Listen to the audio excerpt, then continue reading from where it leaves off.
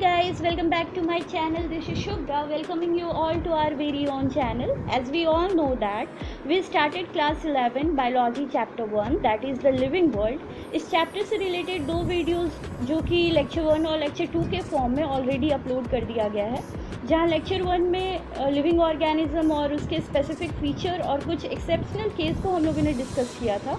वहीं लेक्चर 2 में nomenclature, binomial nomenclature, rules of nomenclature, taxonomy and father of taxonomy को discuss किया गया था।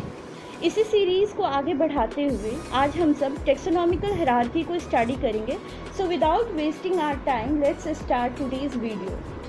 सो our first topic is about taxonomic hierarchy, जहाँ पर हम लोग देखने वाले हैं कि टेक्सोनॉमिक हायरार्की एग्जैक्टली में है क्या। चलिए तो स्टार्ट करते हैं। यहाँ पर बोला गया है टेक्सोनॉमिक हायरार्की के बारे में, it is a system of arrangement for classification in which organisms are placed in order of logical sequences. क्या बोला गया है इसको थोड़े अच्छे से समझ लिया जाए।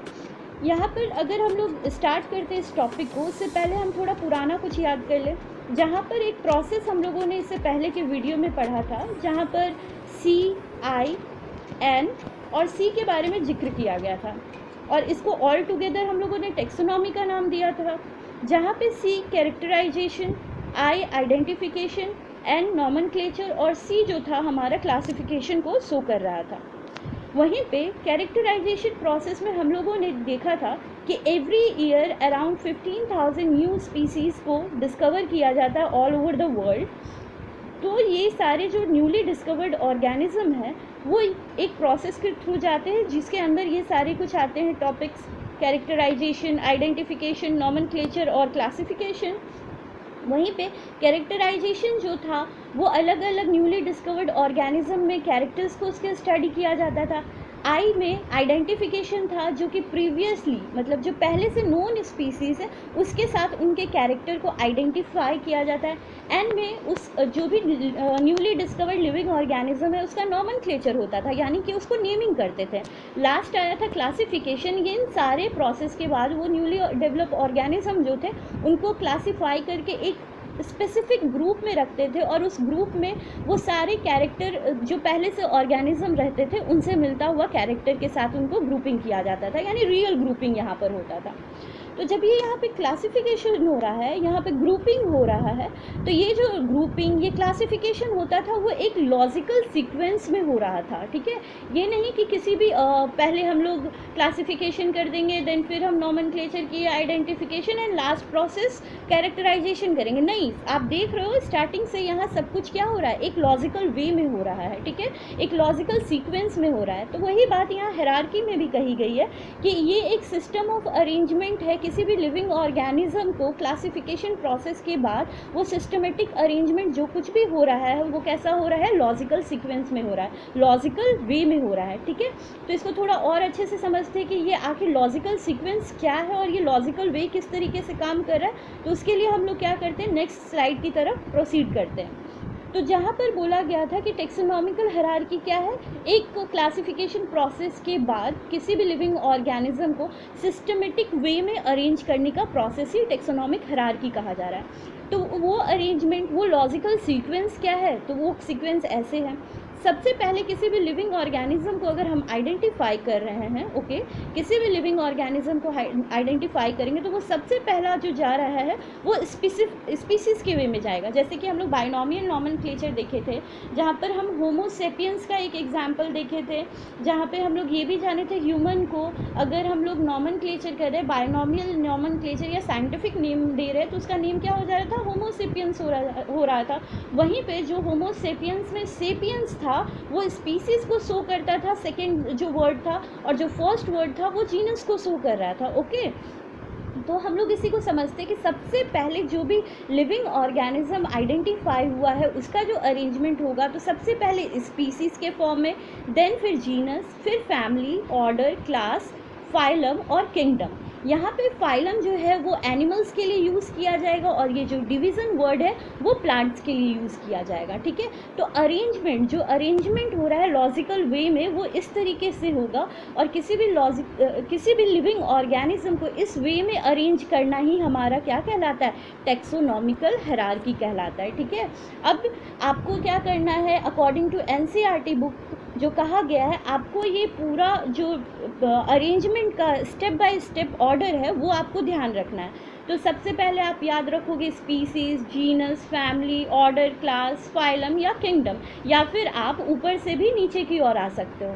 लेकिन ये कई बार स्टूडेंट्स थोड़ा सा कंफ्यूज हो जाते हैं, हो सकता है वो स्पीसीज के बाद फैमिली ध्यान उनको रहा, या हो सकता है ऑर्डर ध्यान रहा। कई बार बच्चे ऐसे होते हैं जिनके लिए ये याद करना मुश्किल हो जाता है। तो उस टाइम पर क्या किया जाएगा, तो मेरे एक टीचर थे जो मेरे को ये याद करवाए थे बहुत ही इजी शॉर्ट ट्रिक में। तो चलिए वो शॉर्ट ट्रिक आपके साथ शेयर करती हूँ कि वो क्या था शॉर्ट ट्रिक इसको याद करने का। ये टेक्सोनॉमिकल हायरार्की को, या फिर कई बुक में इसको टेक्सोनॉमिकल रैंक के वे में भी डिस्क्राइब किया गया है। तो इसको किस तरीके से याद करेंगे, तो चलिए देखते हैं। ये एक शॉर्ट ट्रिक उस हायरार्की को याद करने का। तो यहाँ पर लिखा है कीप द पॉट क्लीन और फैमिली गेट सिक, ठीक है। कीप द पॉट क्लीन और द फैमिली गेट सिक। यहाँ पे जो के है उससे आप किंगडम आइडेंटिफाई कर सकते हो, पी से आप फाइलम याद रख सकते हो, सी से आप क्या याद रखोगे, क्लास याद रखोगे, ओ से आप ऑर्डर याद रखोगे, एफ से आप क्या याद रखोगे, फैमिली, जी से जीनस, वेयर एज एस जो है वो क्या डिस्क्राइब करेगा, आपका स्पीसीज को डिस्क्राइब करेगा। तो आप चाहे ऊपर से नीचे की ओर याद करो, K P C O F G S, तो आपका यहाँ पे kingdom, phylum, class, order, family, genus और आपका स्पीसीज हो गया। ठीक उसी तरह आप नीचे से भी ऊपर की ओर जा सकते हो। तो this is very short easy trick आपको याद करने का, ठीक है। तो मुझे उम्मीद है कि आप इस प्रोसेस के थ्रू, इस ट्रिक के थ्रू आप अपना वहाँ टेक्सोनॉमिकल हायरार्की जो हम लोगों ने देखा है वो याद कर लोगे, ओके। तो अब हमको लगता है कि आपको याद रहेगा यहाँ पर, अगर हम कीप द पॉट क्लीन वाला प्रोसेस अपनाते हैं और फैमिली गेट सिक, तो डेफिनेटली आप इसको अच्छे तरीके से याद कर लोगे, ओके। अब हम लोग क्या करेंगे, नेक्स्ट स्लाइड की ओर प्रोसीड करेंगे और देखते हैं कि वो क्या कह रहा है। As we go from higher species to kingdom the number of common characteristics goes on decrease. बोला जा रहा है कि अगर हम जैसे जैसे स्पीसीज से, ओके, जैसे जैसे हम स्पीसीज से ऊपर किंगडम की ओर जाएंगे, जैसे जैसे स्पीसीज से ऊपर किंगडम की ओर जाएंगे, कॉमन कैरेक्टर्स जो होंगे लिविंग ऑर्गेनिज्म के, वो क्या होते जाएंगे, डिक्रीज होते जाएंगे, ठीक है। स्पीसीज से किंगडम की ओर, यानी कि नीचे से जब हम ऊपर की ओर जाते हैं तो जितने भी कॉमन कैरेक्टरिस्टिक्स लिविंग ऑर्गेनिज्म के हैं वो क्या होते जाएंगे, कम होते जाएंगे। वहीं किंगडम से अगर हम स्पीसीज की ओर आ रहे हैं, यानी कि ऊपर से जब नीचे की ओर आएंगे तो कॉमन कैरेक्टरिस्टिक्स जो होंगे वो क्या हो जाएंगे, इंक्रीज हो जाएंगे। ध्यान रखने का ये बात है कि स्पीसीज से किंगडम, यानी कि नीचे से ऊपर जाएंगे तो कॉमन कैरेक्टरिस्टिक्स कम होते जाएंगे, और ऊपर से नीचे आएंगे तो वो इंक्रीज हो जाएंगे कॉमन कैरेक्टर्स, ठीक है। अब यहाँ पे स्पीसीज जो है वो सबसे नीचे का प्लेस ऑक्यूपाई किया है, सबसे नीचे का रैंक ऑक्यूपाई किया है, वहीं किंगडम जो है वो सबसे टॉप मोस्ट लेवल पे पहुँचा हुआ है। तो कह सकते हैं ना, जो यहाँ पे स्पीसीज है वो क्या है, स्मॉलेस्ट टैक्सोनॉमिक हायरार्की है। अगर क्वेश्चन पूछे कि आपको इतना सारा टेक्सोनॉमिक हायरार्की दिया गया है, उसमें सबसे स्मॉलेस्ट यूनिट कौन सा होगा, तो आप अगर ये नाम याद कर लोगे तो आप क्लियरली बोल दोगे कि स्पीसीज जो है वो सबसे स्मॉलेस्ट यूनिट होगा टेक्सोनॉमिक हायरार्की के ग्रुप में। वहीं पे अगर हाईएस्ट की बात की जाए तो आप कह सकते हो कि किंगडम जो है वो हाईएस्ट प्लेस ऑक्यूपाई किया, दैट्स व्हाई वो हाईएस्ट रैंक ऑक्यूपाई करने की वजह से टेक्सोनॉमिक हायरार्की में सबसे ऊपर का पोजीशन रखा हुआ है। उसके बाद क्या है, आगे के स्लाइड में हम लोग देखते हैं कि क्या बोला गया था इसके बारे में, देख लो।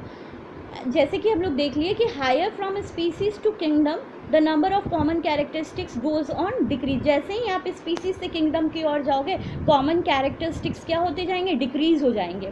और जो सबसे स्मॉलेस्ट टेक्सोनॉमिक हायरार्की ग्रुप है वो क्या हो गया, आपका स्पीसीज हो गया। सबसे स्मॉलेस्ट कौन सा हो गया, स्पीसीज हो गया, क्योंकि ये सबसे नीचे पोजीशन ऑक्यूपाई किया हुआ था। वहीं पे लार्जेस्ट टेक्सोनॉमिक हायरार्की ग्रुप क्या हो गया, किंगडम हो गया। क्यों भाई, क्योंकि ये सबसे ऊपर वाले पोजीशन को ऑक्यूपाई करके रखा था, ओके।